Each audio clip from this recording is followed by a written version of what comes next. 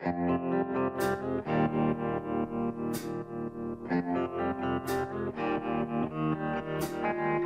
listening to the Hazard Ground Podcast, with service members from across the military sharing their stories of combat and survival. And now, here's your host, Mark Zinno.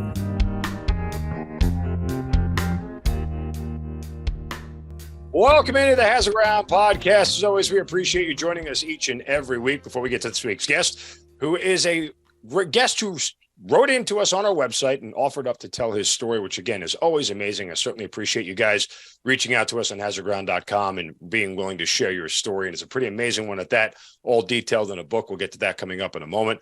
Please don't forget about our promotion with Amazon. I certainly appreciate everybody chipping in and helping out, but this is an easy way for you to donate to veterans charities all across America, just from the comfort of your own home. You go to our website, hazardground.com, you click on the Amazon button at the bottom of the homepage. It'll redirect you to Amazon. You can do all of your normal Amazon shopping, buy whatever you like, whatever you need, no matter how big, how small. We'll get a percentage of what you guys spend, and then we'll donate a percentage of that back to some of the charities and organizations you've heard featured here on the show. And certainly feel free to recommend to us one as well. Just write to us on the website. But it's an easy way for you guys to help out veterans charities just by going to hazardground.com and clicking on the Amazon button first. As well, follow us on all the social media sites, Facebook, Twitter, and Instagram at Hazardground Podcast. And don't forget to continue to leave us Apple reviews. Help grow this show. We are starting to get some traction here and gain some more numbers. We're certainly very appreciative of that. But share this podcast with a friend. Tell them about it. Share the word on social media. Let us know why you love the show with an Apple review. Give us 5 stars, thumbs up. And don't forget to subscribe to the YouTube channel as well and check out all of our great content there. So appreciate you guys doing that. All right, this week's guest has spent 31 years in uniform, both enlisted as officer and ended up retiring as a lieutenant colonel. He has a combat deployment to Afghanistan, including multiple other deployments around the world throughout his career. He was diagnosed with an acute learning disability at a very young age, then had multiple other physical disabilities that almost ended his career several times over. And he wrote a book detailing it all called A Soldier Against All Odds, as he details his career and all the challenges and the ups and downs that have gone through it. And he is Jason Pike, joining us here on the Hazard Ground. Jason, welcome, and thank you so much for being here. Hey, thank you for having me. I'm glad to be here. It's great to be with you. And again, thank you for offering yourself up as a guest here on the show. Always love that. I mean, a lot of people are so shy or unsure if their story should be told. And, you know, I say it all the time, your story has value, your story has purpose, and someone will relate to it. So thank you for having the guts to step up and do this. Wonderful. I'm looking forward to it.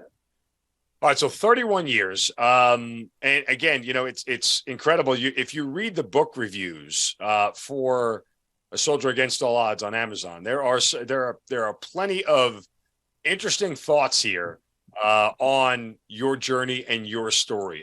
Before we get to you, I'm just kind of curious, when you write a book and you read all those reviews, like, how do you take them? Do you take them personally when people, you know, might not necessarily look at the thing the same way you do? Well, a lot of them are my soldiers, and I really enjoy hearing them from my soldiers. And they're like, how the hell did you do this shit? And I enjoy it. I'm happy with all the reviews, really. Yeah. All right. Well, start back at the beginning. 17-year-old kid signs up for the military in a very sort of nondescript time as far as military history is concerned, in the mid-'80s, where nothing really was going on. And you were just trying to be all you can be, by the way, which is back now as an Army slogan, being all you can be. Being all you can be. Yeah. I failed the first grade. My biggest problem was reading and writing and following instructions, which is kind of critical in any soldier's life. And there was not a whole hell of a lot of expectations for me. They pretty much, well, you know, you might want to join the Army or military of some sort. So that's kind of how I developed and why I joined the military. Well, you're diagnosed with this learning disability, and you actually get left back, right? You had to repeat first grade? I had to repeat first grade, and it's on paper that I had a learning problem. It was saying, hey, your son is 7 years old, and he has a lot of problems just understanding things, following instructions, reading and writing. Yeah. And matter of fact, even after I had a college degree, it was still written down that I had problems. And so, that's. I got to ask, I mean, kids are mean. Trust me, I have them. when you repeat first grade, like I'm sure, how much does that stick with you? How much does that still like? Because I'm sure there are other kids who had to tease you about it. Well, it was kind of thought, well, yeah, he's kind of a dummy, and I just stayed alone a good bit. But I had immediate friends around my neighborhood in Georgia, outside of Norcross, Georgia. But no, it stuck on me more than anything else. In other words, I'm thinking, wow, I don't think I'm going to be able to amount to much just because I can't follow what everyone else is following. I am not far from Norcross, Georgia, right here in good old Smyrna. So we would have been neighbors at some point in time. All right, so you get through all this. Now, when you get into the point where you're ready to sign up for the military, just curious as to why and how much did your learning disability or, again, we're skipping some of the physical disabilities you were diagnosed with, but how does all that come into play when you're trying to enlist? Well, when I enlisted at the age of 17, I was a junior in high school. I lied to the Army that I had no problems physically. It was back before the internet. I said, no matter how I got in, I was going to get in. And so I didn't have a college degree when I went into the National Guard. So the National Guard is considered less than best. You didn't have to have a high school diploma. And I don't know how in the hell I passed the ASVAB test. That's one thing that's a mystery for me. But hell, I got in the National Guard, and they were looked at as the nasty girls or the no-goes. And so we were a bunch of yahoos out of South Carolina that were, wanting to be soldiers. So let me ask you, what was the physical disease that you were diagnosed with that you had to lie about? It was osteomyelitis, which is a bone. Yeah, it twice. It dissolved the left knee. And so, the damn thing grew back. And so I'm not a doctor, but I was able to get it grown back. But I never told them anything about that. I mean, how much pain were you in though? Like, did it hurt on a daily? Yeah.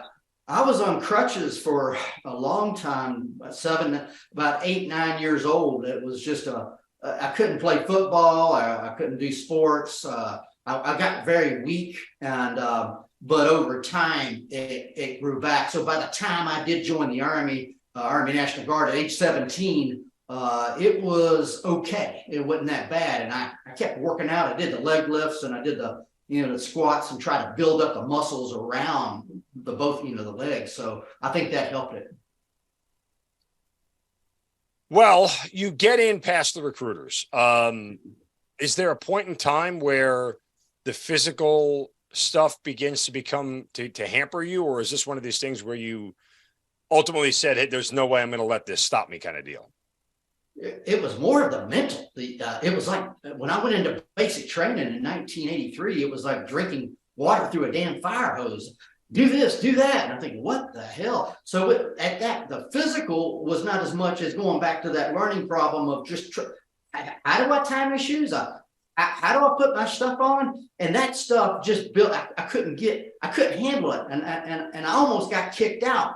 They sent me. They sent me to a criminal correctional facility at Fort Sill, Oklahoma, because I wasn't getting my shit together, and I didn't. And what they did, it was kind of like one of those scared straight programs. You go into a facility, and it was day one all over again, and all kinds of shit. So I came out of there all beaten up and bloodied up as a scared straight program, and that improved me a little bit. But my drill sergeant wanted to kick me out of the Army, but he didn't, because I just kept on going.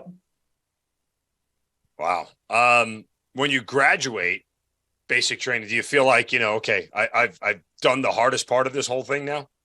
Yes. When I graduated, I was, oh my God, I was like, I can't believe I even did it. And a lot of soldiers around me, when you see those reviews, it was like, they couldn't believe I even made it. And so, yeah, I was very happy. I couldn't talk about what I just talked about going to that facility and getting all bloodied and, day one all over again. I couldn't talk about that criminal correction facility story for many, many years, because it was sort of like it changed me. It didn't improve my disability. I still had my learning problems and in following instructions, but it definitely told me that there's certain things I can do about anything I want to if I set my mind to it. Now, going back to that physical problem, I don't know. I worked on those legs and I worked on my body good enough, and that was not bothering me at the time. And it started building up over. Yeah.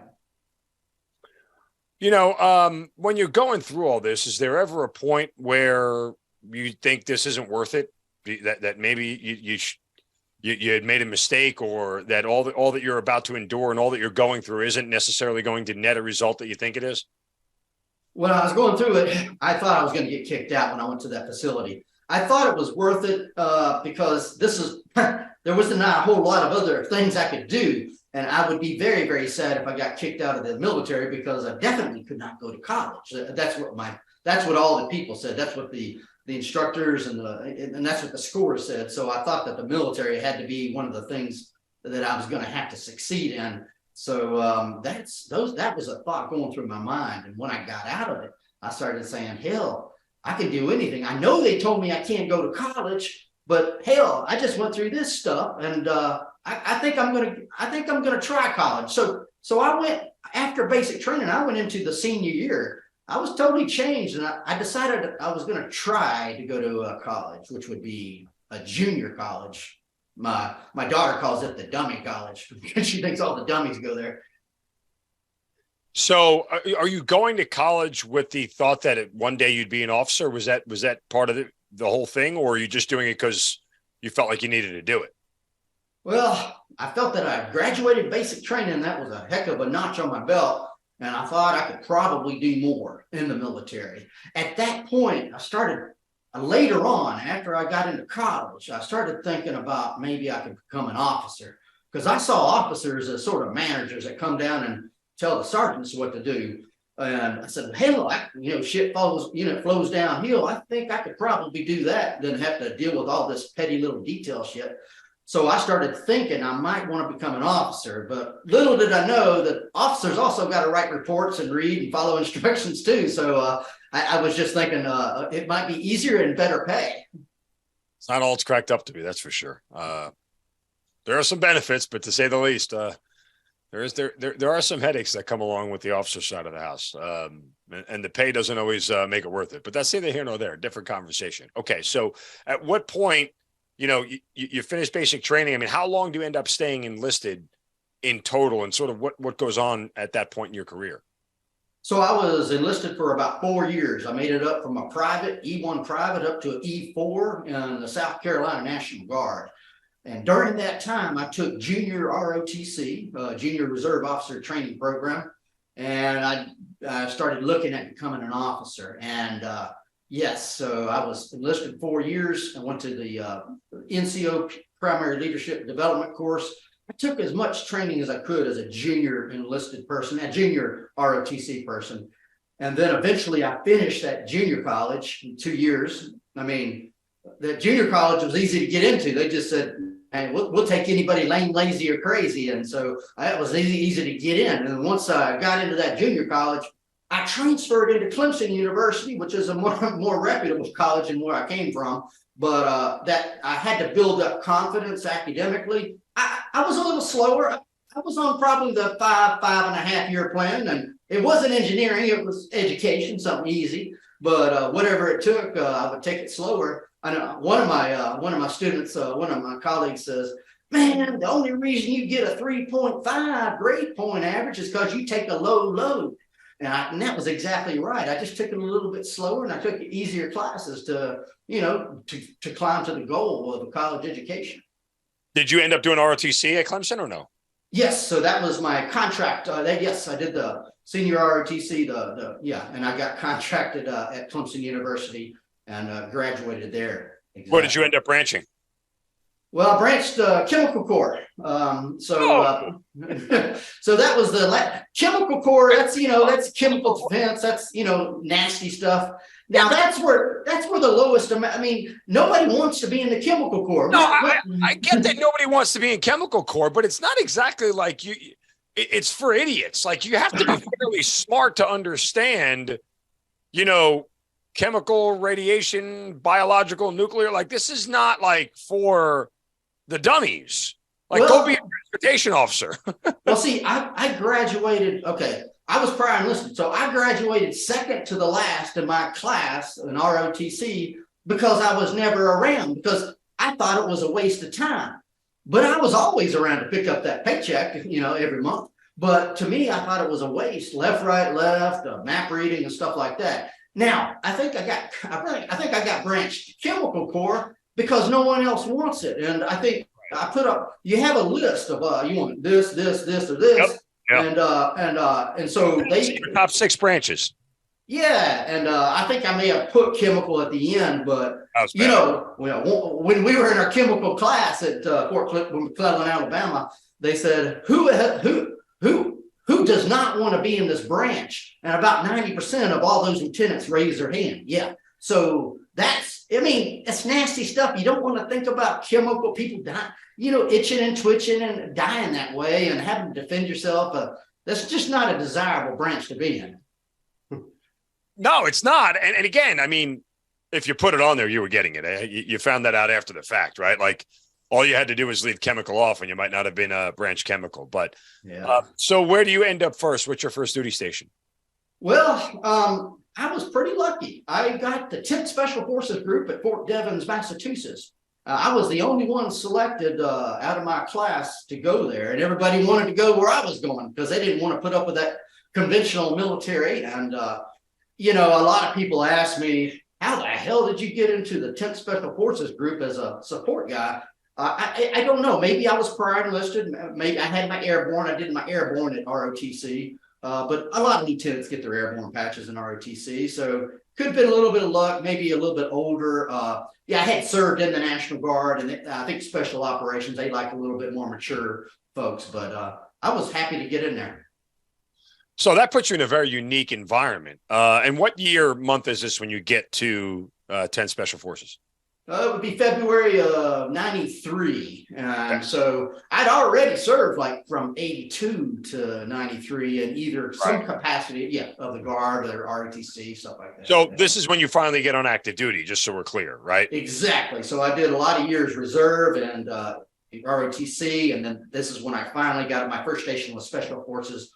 As a support guy. Yeah, exactly. By the way, at no point in time over the course of between when you first enlist to active duty, does the mental debilitations or the physical limitations, is it ever brought to the forefront by anybody? But like, hey, Jason, you might need to, think about a different line of work kind of deal. Like, you're managing to keep this under wraps the whole time?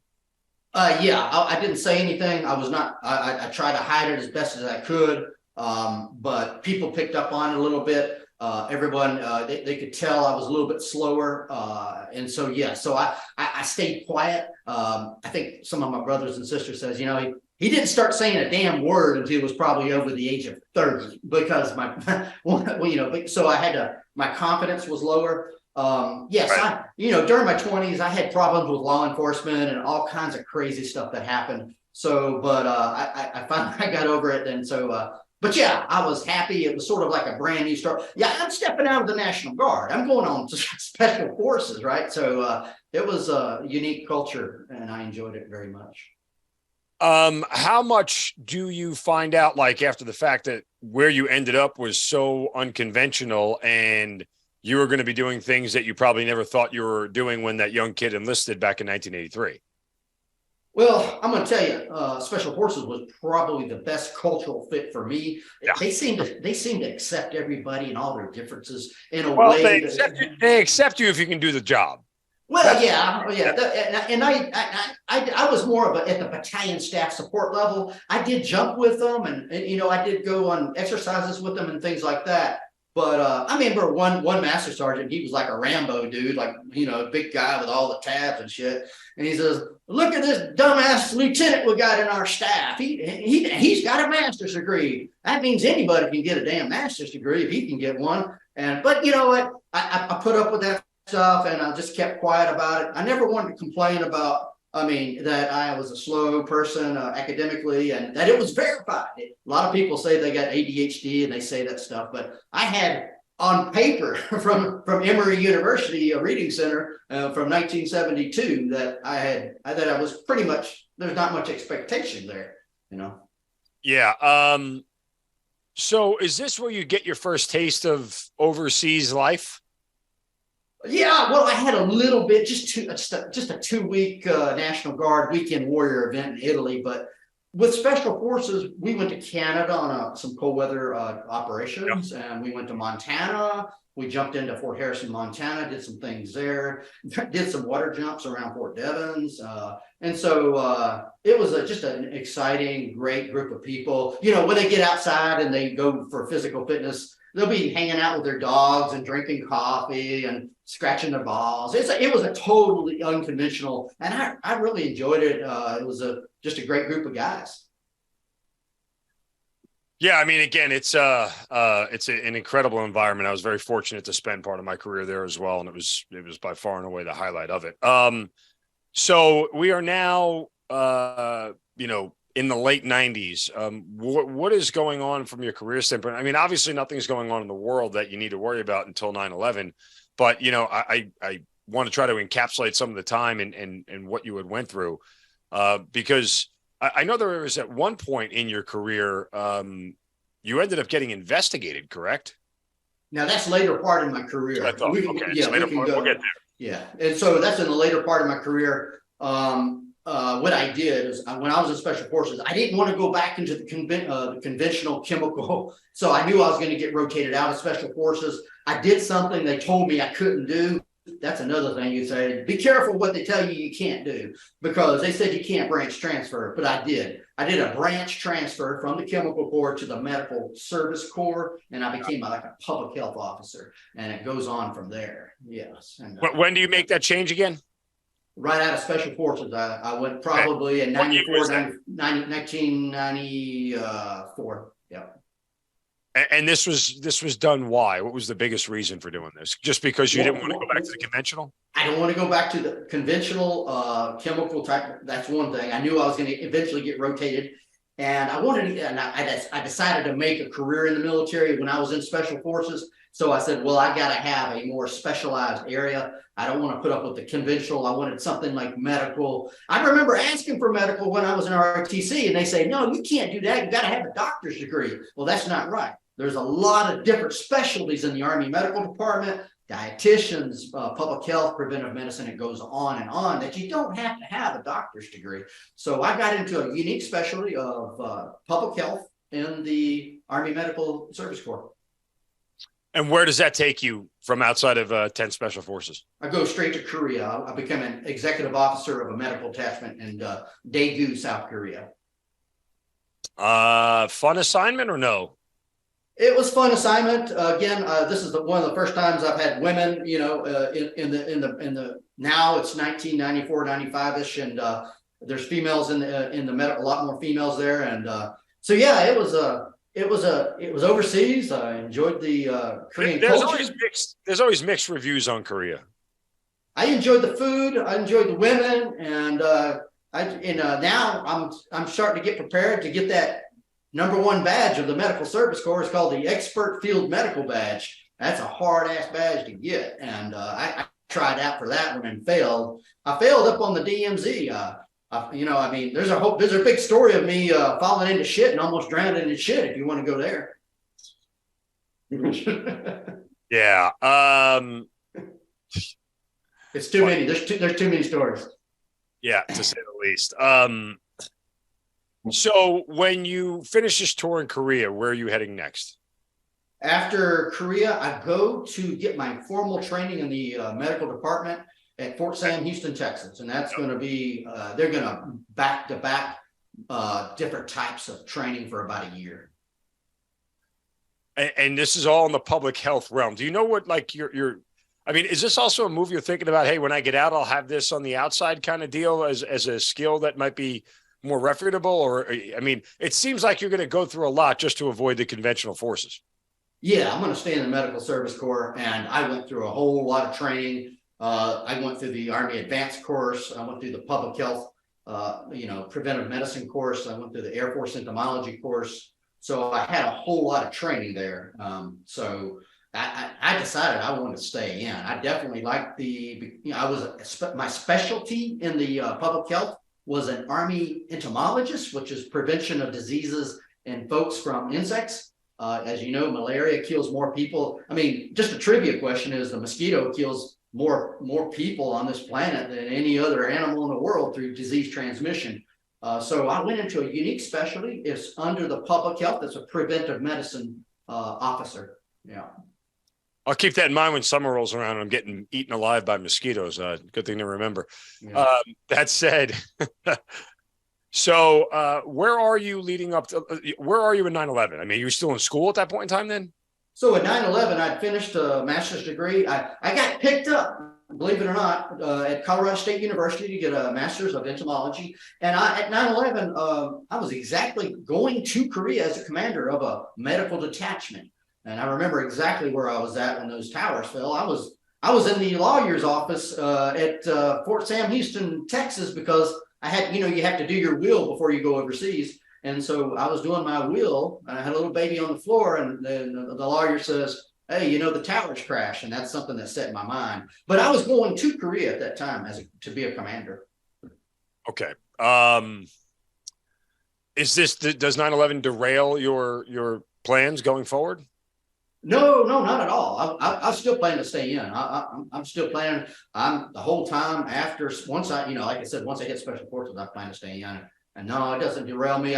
Because they still need troops in support of South Korea. So I'm going there.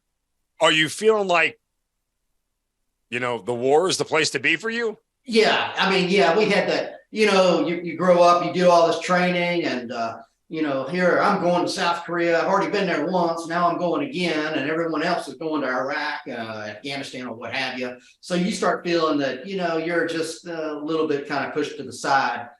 But that's just the way the events unfold. And I figured that, maybe another time after Korea, I could have my time in the sandbox.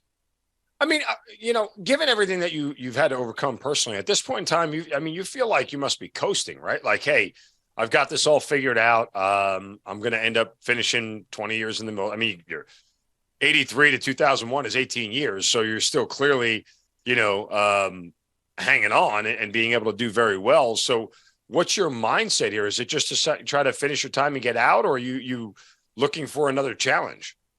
Yeah, I'm looking to do 20 years. At that time, I saw 20 years as a key, because you get your retirement and you get your medical, and you kind of set at that point. So that was my goal. But it had to be 20 years on active duty service. So even though that point was maybe 18, I still got to go from 1993 to 20 years plus, or 1992 or whatever. So, so yeah, I'm on board to go for my 20 years over. Yeah.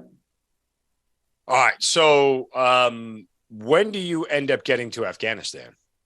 So I get to Afghanistan a little bit later down the road. I know you went through that investigation, though. I had 3 tours in Korea, so I had the federal investigation there. That was basically thrown. Okay, which time in Korea did that happen? That was 2007 to 2010. So if you want me to, I can go into that. No, yeah, I mean, to this point, you've had no trouble, right? Like, you're not,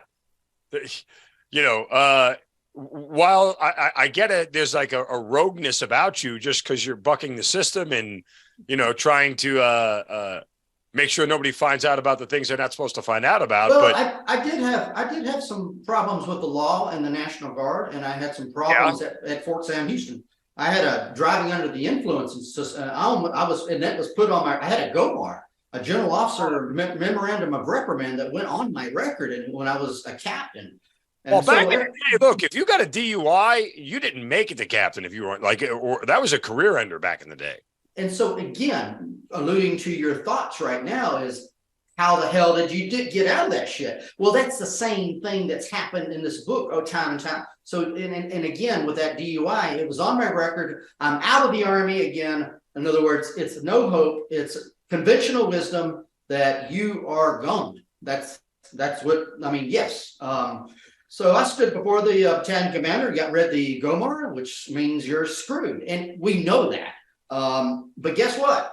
I found a friend who was a sergeant who told me it happened to him, and there's an appeal process. It's going to take a while. And you got to work with it. It's going to take 2 or 3 years. You got to get people's papers. You got to get a lot of influence to say you're worthy to stay on board. And I went through a lengthy process to appeal it. And it went from the performance part of my file to the restricted part, but that took some time. And again, how the hell did you do it? How did you get through college? How did you get through this DUI? How did you get, so it was like one damn thing after the other. And that's just one of many examples. What was the, by the way, what were the circumstances behind the DUI?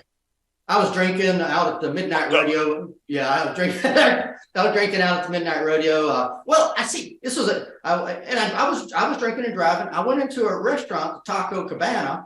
I was sitting in line, and I saw a police car out front waving me to come outside into the parking lot. And I thought he needed help, so I ran out there because I've never been waved from a restaurant to go outside to see a police officer in a parking lot.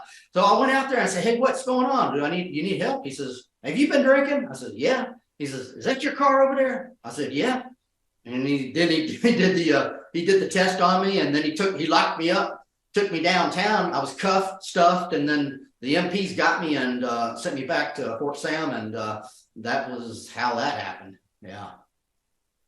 So you walked into a DUI. I walked into a DUI like a dumbass. If I said, "No, I haven't been drinking," he would have said, but I was, yeah.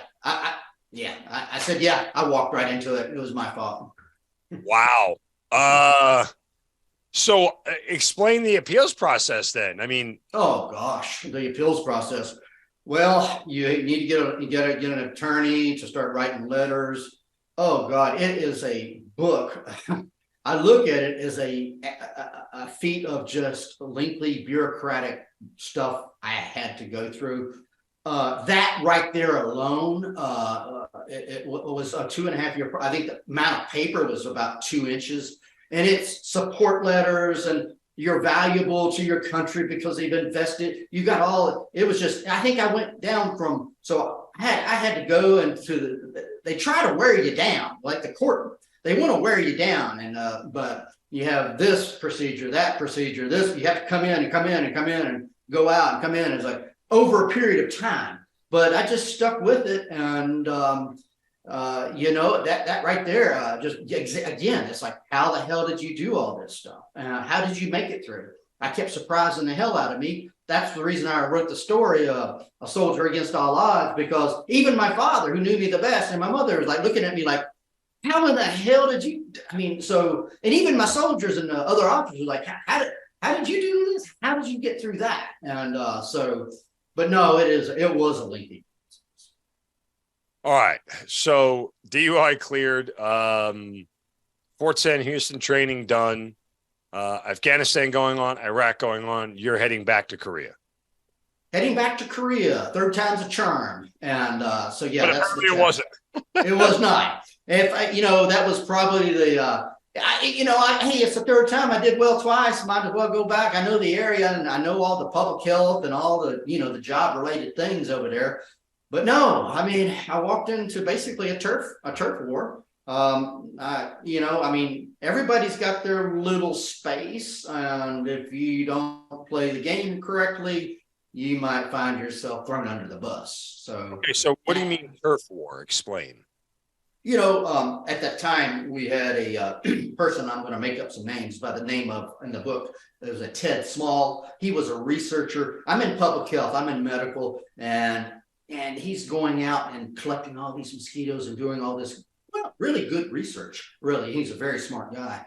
But I am more of an, I'm a second class public. I'm enlisted guy. I ain't as good as him, and I can't write as well. I've got problems, and he wants to just.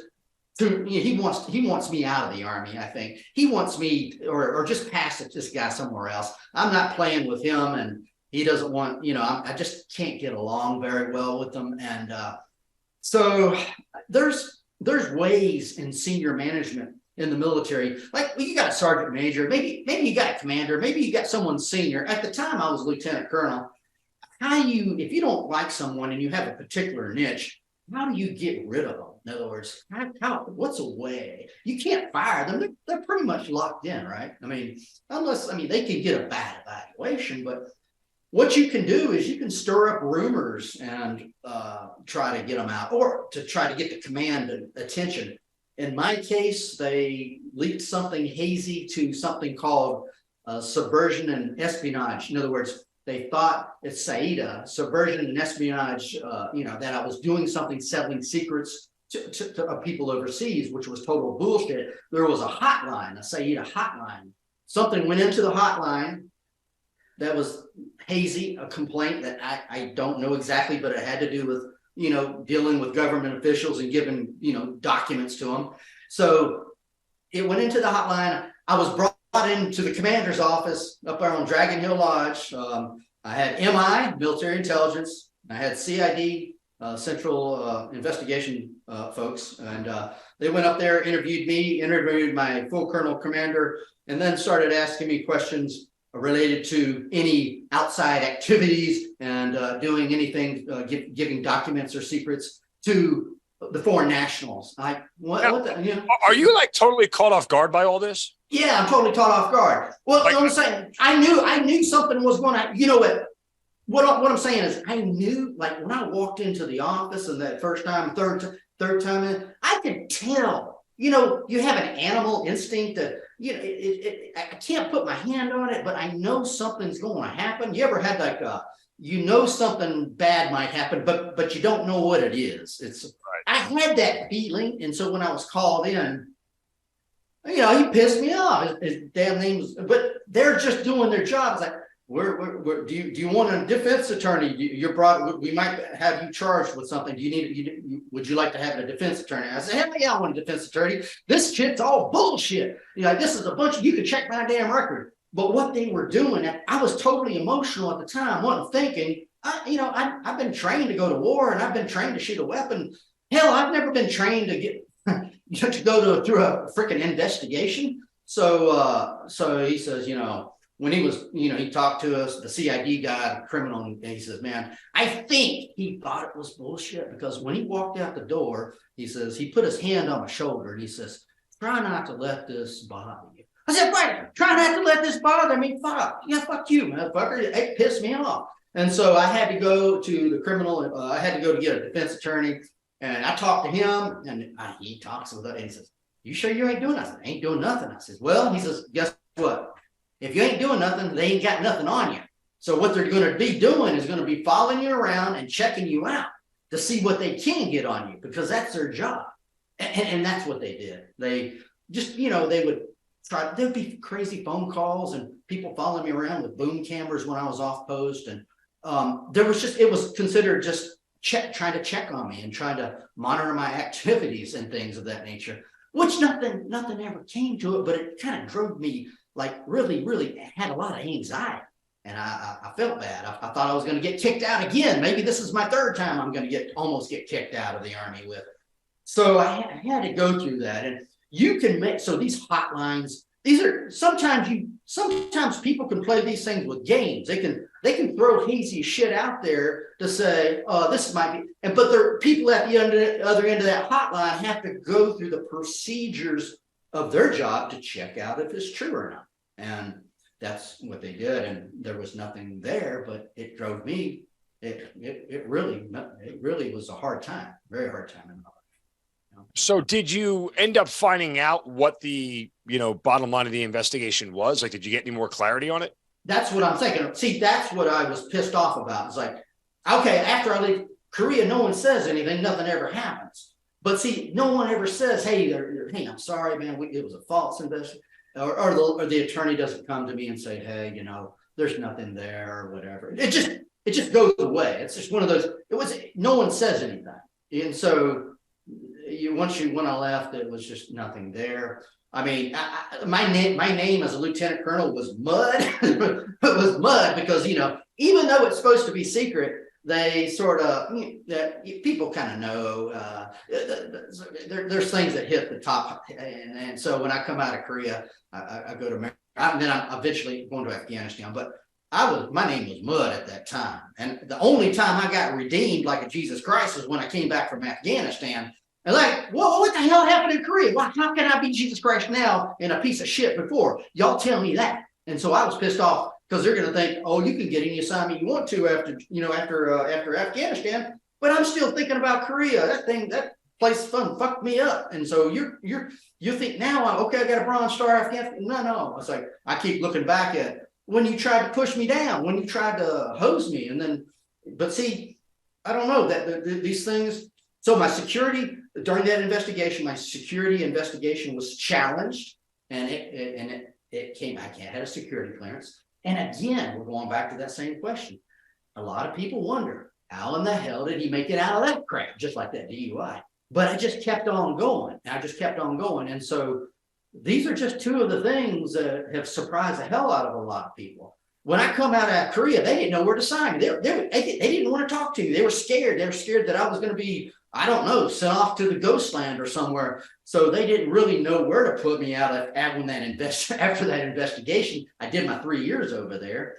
Now, some civilians may ask, if all this crap is going on to you, like especially during an investigation, and you're in this anxiety point, why don't you just get out? Why can't you just move? Well, I mean, it's not that easy. You just don't move in a certain specialty in the Army. And also just, I want to make my 20. I just don't want to quit.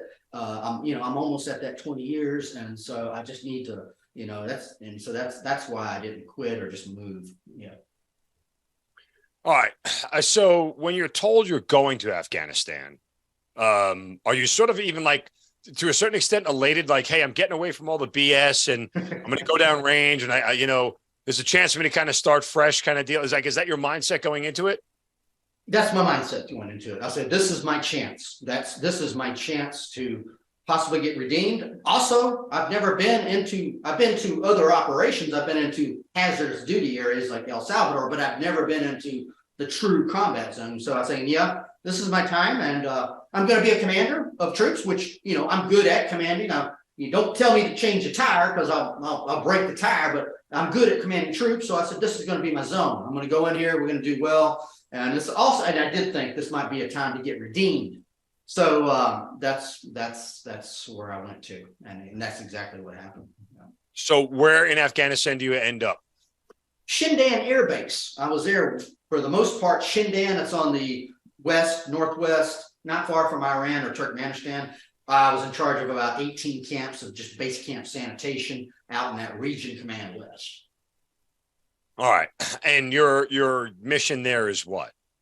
Our mission there is base camp sanitation. We would go from base to base in helicopters, and we would do inspections, water, food, trash, all that stuff that causes a funk in soldiers. We'd go out there, put things in order, maybe enforce things, and get this porta potties, all that stuff that gets soldiers sick and into the clinic. We go out there and enforce all those sanitation standards. And what year is this that you get there? So I get there in 2011 and I get out in 2012. So that would be about 1 year. Yeah, about 1 year. We trained up a whole lot at Fort McCoy, and then also did a whole lot of training at Fort Lewis, Washington. And so we did 2 different iterations of training before we went there. We had to get validated in our competency, not just as soldiers, but also just to, as in our competence, in our public health competency areas. Yeah. So, I mean, anything of significance happened there? Like, you're not getting investigated again, are you? No, okay. You got the regular incoming rounds and things like that. And sure. I saw a Humvee, IED blew up a Humvee. We had to go to Kandahar for a little while. You have the damn poop pond. It smells like bad, and it's really bad down there. But I got one of my executive officers. He charged me with being a racist and crap. He went to the IG. I said, I'm no damn racist. And that thing went away real fast. But no, I think overall, we did very, very well in Afghanistan. I gave my first sergeant the Bronze Star. I got the Bronze Star. And we did very, very well. And matter of fact, Afghanistan was my best performance probably in the history of the Army when it comes to, doing that mission. Yeah. Oh, so? I don't know. I guess I was driven. So I come back from Afghanistan. Now I got to get redeemed. So I was trained. I wasn't trained, and my dad died. My dad. And so this book, Soldier Against All Odds, is also dedicated to my father, because he was one, and he was the one who taught me about, you can be a dumbass and you can get in trouble with the law, but never quit on anything. That was his fundamental life lesson. You just don't quit, because he was really poor when he grew up. They would call him white trash. But no, so you what was the question? You got me off track. No, it was just about what had happened over there and why. Oh, okay. Yeah. So my dad. So between the downest, the deepest, darkest time of my life was after that investigation. I'm coming back home, but my dad's dying, and I'm going to war at the same time. So you had a one punch. That was a punch. That was the investigation. My dad died right. Coming back, and I see him die, and then at that time, my dad's dying. Oh, by the way, I'm going to war, and I'm thinking, I could declare mental health at that point. I could go to the mental health folks, and I knew some folks from mental health that could get me out of Afghanistan, because I can't. But then I started talking to my uncle, who says, "What would your dad think if you got out of Afghanistan trying to declare mental health?" And I said, "Well, okay, I'm going to go and pick myself up, and I'm going to Afghanistan, and I'm going to do the best I can." And so I think the hardest part of Afghanistan for me as a commander was just getting all the training and the logistics to get to Afghanistan. Once I got the soldiers trained up, and then when we got to Afghanistan, it was kind of chill. It was kind of like, okay, everybody knows what to do. I'm just going to walk around with management and just check things out as a lieutenant colonel commander. And that's pretty much what happened. But it was just that mental part of just getting through my father's death, which took a while. And then also in my mind, I'm thinking of that damn investigation. Nothing ever happened, but I'm still pissed off at that. So I've got a 1, 2, 3 punch. Afghanistan was just a minor aggravation in many ways, because I wasn't trained for my dad's death, and I wasn't trained for the investigation. So now Afghanistan, I'm all 100%. I'm just totally focused in Afghanistan. I got this certain focus that I've never had in my life. I don't know if it's because of all that stuff that's happened, like my dad's death, but I said, I'm just going to do as best as I can and take care of my soldiers, and then get the hell out of there. So you do get out of there unscathed, I assume. Nothing, bad happens, and it ends up being a relatively successful but uneventful deployment. So when you get home, are you thinking that, like, hey, I'm done now? I'm going to get out? Oh, yeah. I was done. I was done. After Afghanistan, I was done. But they started saying, "Hey, man, you did a really good job." And then they said, "Hey, what assignment do you want next?" And I said, "I don't know. I want to get out, maybe." We took a family boat at that time, because they offered me a sweet assignment in Germany where you can just hang out and an easy job and drink beer and visit Normandy and go visit countries. And so I said, "Well, what do y'all want to do?" It's like, this is an easy job and I'm burned out. And they said, "Let's go to Germany." And I said, I was still burned. I said, "All right, I'll go over there, drink some beer, hang out. And then we'll retire out of Germany." And so I did, and I went over there, and that's what I did. I hung out, drank beer, and visited some places, and then put my papers in for retirement.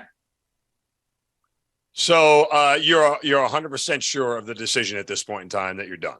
Oh yeah, you'll know. So you'll know when you're done, because the Army has any bureaucracy has a lot of bullshit, and once you start complaining, once I started complaining about having to go to all this mandatory stupid stuff, training, equal opportunity, sexual harassment, I said, "Well, I'm done. I don't need to have this reminded me every day and stuff like that." So I said, "I'm out of here now."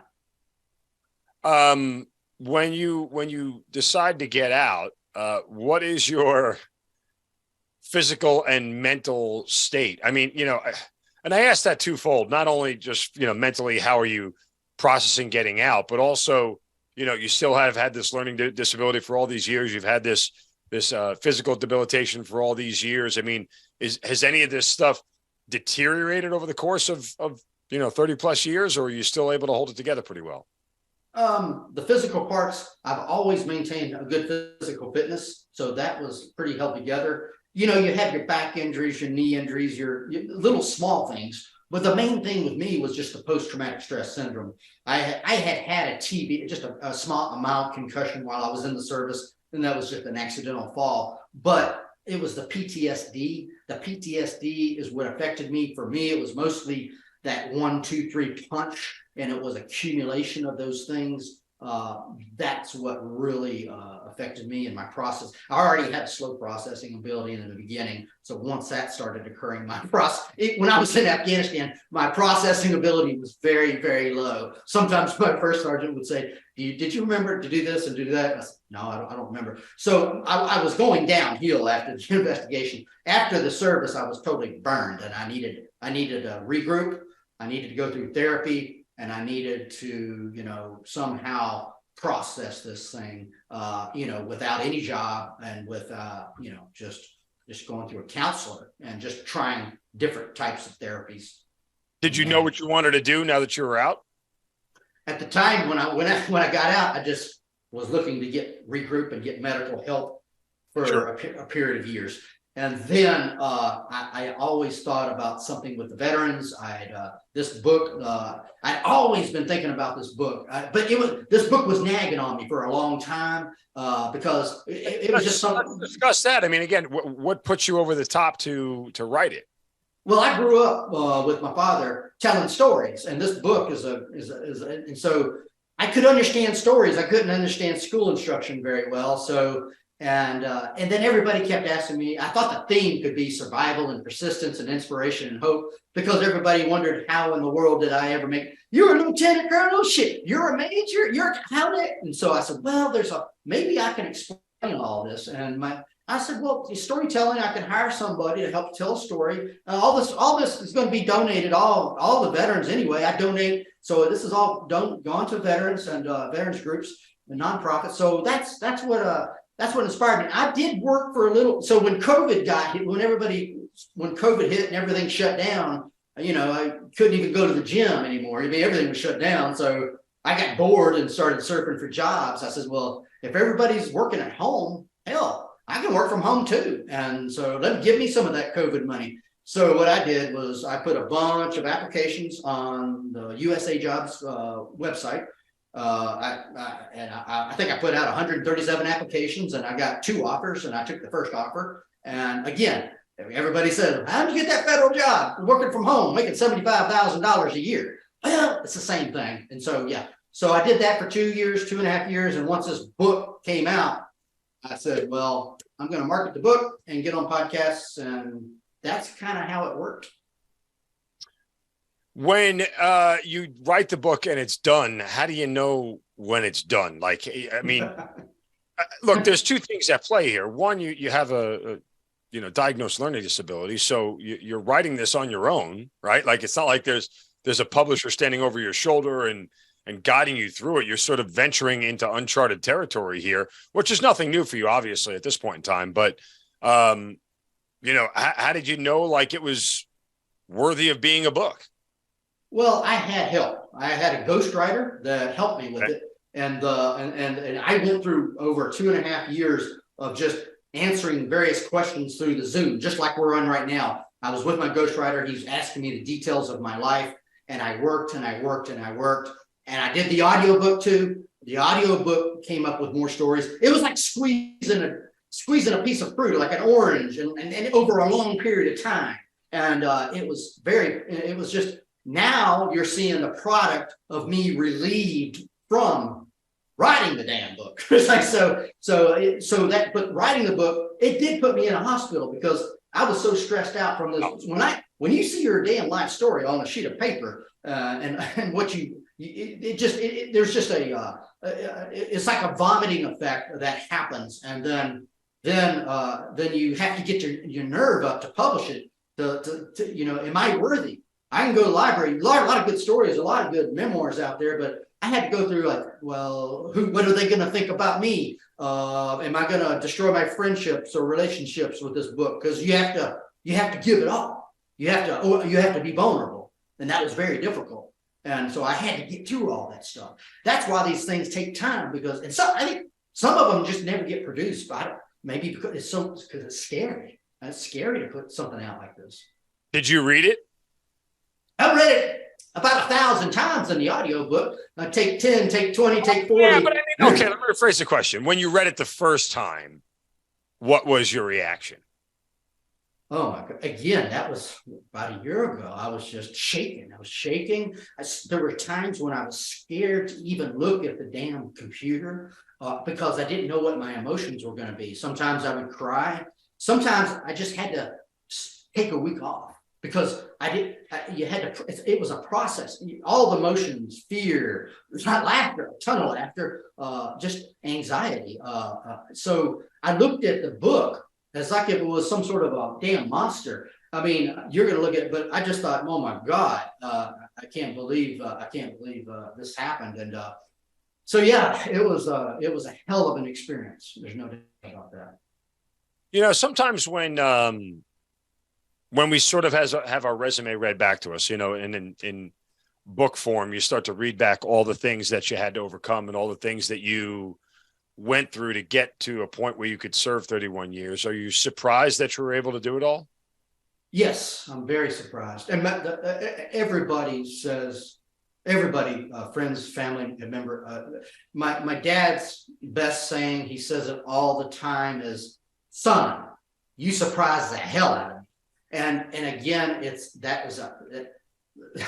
yes. And you can look at those, also there's reviews, and you'll see some people saying, he surprised the hell out of me. My first leader in the National Guard laughed. He was drinking a beer in his hand. He laughed. I told him I was going to go to college, and he almost fell over laughing. And so, but, you know, it was my fundamental philosophy. It really goes, I'm not a Navy SEAL or anything like that, but it's still that same old thing we hear about, is just don't quit. So I compensated in ways which I detail out in the book.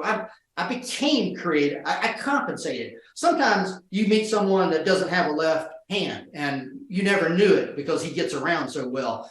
Some people look at me and say, well, I didn't think you were a dumbass, but most of them do. But sometimes you can develop ways around things and be creative in how you accomplish the mission. I wasn't necessarily a rules and regulation guy. Matter of fact, it scares the hell out of me if someone says, in accordance with AR regulation, if someone says that, I can't stand it. It drives me crazy because I don't think that way. I can't think that way.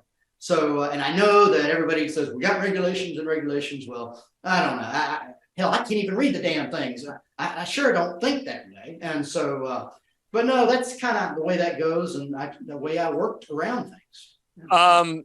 In that same vein, you know, one of the reviews, remember I asked you earlier about the reviews.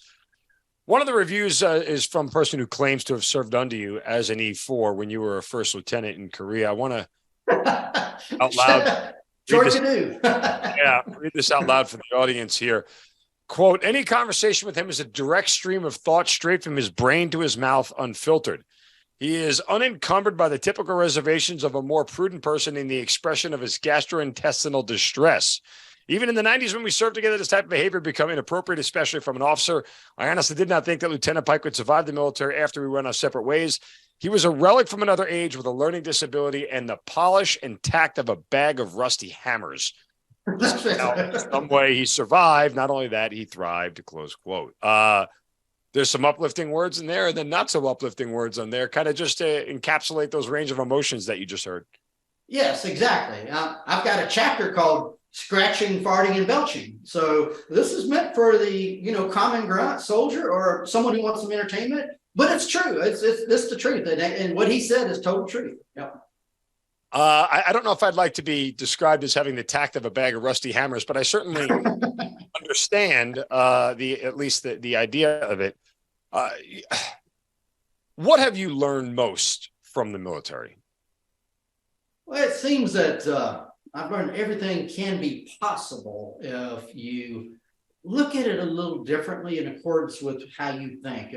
You don't get too. We're always going to get depressed and get down, but somehow you got to get back up. And I think that personal relationships, just like with that guy who told me I was a bag of rusty nails, these are the folks to your left and right. They're going to get you through things, and whether it be just camaraderie or a mission accomplishment. I was always good with troops, maybe that way, but I was.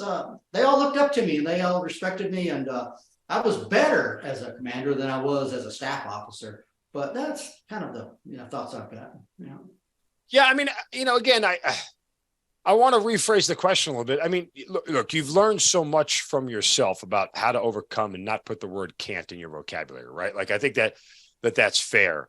What did you take away from the military? Was there something that where you were the square peg and the military was the round hole that you looked at and said, okay, I need to be more of the round hole than the square peg in this scenario, like kind of deal? Yeah, if there was a way for me to be a little bit more polished, political, I think that would be much easier. I mean, I would have had a better opportunities. I would have had it wouldn't have been such a jagged scale.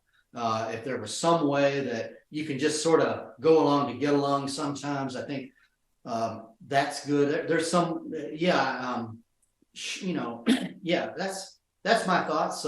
If you can try to fit into that round hole and do a little, do that what the organization says, you might find yourself in less trouble than I was. Right. Yeah, I mean, again, from somebody who of the same ilk has struggled with diplomatic tact over the years in the military. I counter with, I never compromise my integrity for tact. Like, if I didn't agree with a decision, I made it known I didn't agree with the decision, sometimes to my own detriment. Now, again, I didn't do it disrespectfully. I didn't say, hey, sir, idiot, or hey, man, that's a dumbass idea.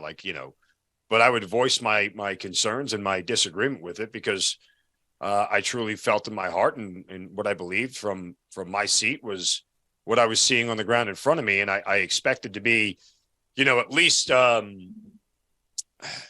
heard, even if I'm not saying you have to agree with my assessment, but I think the tact part of things is always difficult because there's so much of our organization that depends on rank and structure and taking orders from above for success. But in the same respect, I've always been somebody who believes that hurts the freedom of thought, and that's not what I ever wanted to be around. Yes, and I definitely needed that freedom of thought, especially being someone who's a learning disabled person. And yes, getting investigated in Korea, if I could have just gone along to get along, but I did say that I don't care to publish papers and do all this research because if I could do it, but I wasn't going to give the excuse that I really can't read and write or I cannot follow. That was a deep, dark secret of being what I'm telling you about this learning disability. They don't know that, so I just said, no, I'm staying away from that. I don't want to go into that route. That's not my strength anyway. But I guarantee you, if I were to tell them privately, I really can't do this stuff, they would, it's competition, especially when you get in the ranks. There's a whole lot of, backstabbing people trying to climb that ladder. And so you have to be strong and you have to not show emotions that much. Sometimes that's hard to do in an organization as you're moving up. Was there any negative reactions to the book? Not, you know what? There was they said there were some misspellings. There were some typos. There was, we didn't. I heard that. Yeah, there's some proofreading things. But then again, I never said I was some sort of genius. So that kind of goes along with the theme anyway. But we could do a second edition, this would be more of the raw and then do some proofreading a little bit on it. But yeah, that would be the negative part, would be that. What would you change, if anything, about your military career?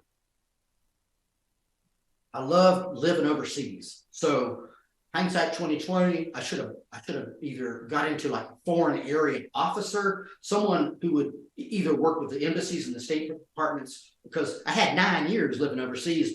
And I don't know, there was something about it that really I enjoyed. And so I would think maybe, I know special forces, they work a lot overseas and those special operators, but I'm thinking to stay over there and maybe be concentrated in that area or in that region, maybe as a foreign area officer. I think that would be a pretty cool thing for me looking back. If someone if one of your former troops, much like the guy who wrote a review of your book, but if they had come back and seen what you accomplished in your career, do you think that they would be more surprised, or do you think that there would be more of a, despite the rough edges, I always kind of knew you'd end up, being in for a long time and succeeding. I would say the majority didn't believe, couldn't believe I made it. Matter of fact, every time I made a certain rank and it was publicly acknowledged, there were some people saying, damn, you made another one. You made major, you made lieutenant colonel, whatever. They were surprised. A lot of them were surprised. There was just a few leaders that believed in me, but really for the most part, your troops that are working with me to my left and right or down below, or even below, they didn't think. Now, when I was in those, so there's certain positions also I excelled at. When I had folks that could take care of me and I could take care of them, and I was in that direct influence, I did well. But mostly, this is like surprise the hell out of me type of story. Any plans for the future personally? Are you just enjoying retirement right now? Are you going to write another book or what?